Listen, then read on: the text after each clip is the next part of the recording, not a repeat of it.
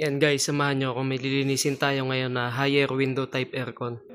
Ito na siya guys, na-testing natin siya bago natin linisin. Tinanggal lang natin yung front cover at filter. Yan, madumi. Tapos kung mapapansin nyo, nagmo-moist naman. Lumalamig naman siya, madumi lang talaga guys. Kaya linisin natin to.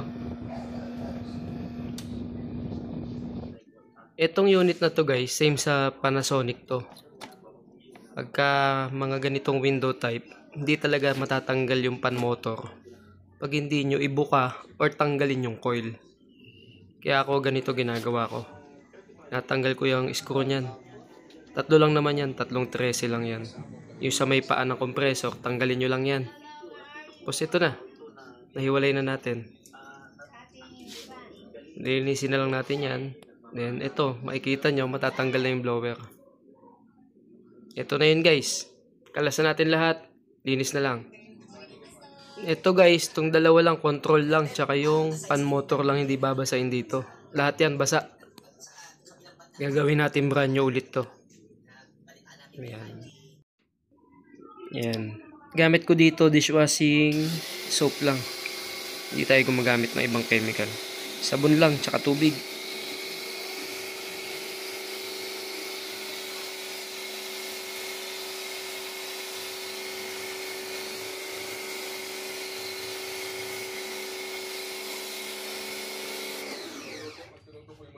Si Mama Flor ka mo rin lagi nagpapayo sa iyo. No? Mama, kumari po ako.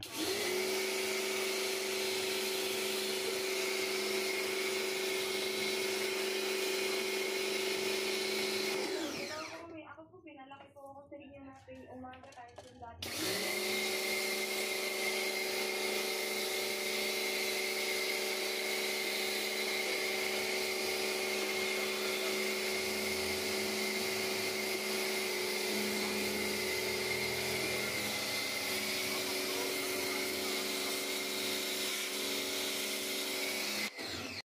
Ito na guys, after natin linisan, na ibalik na natin.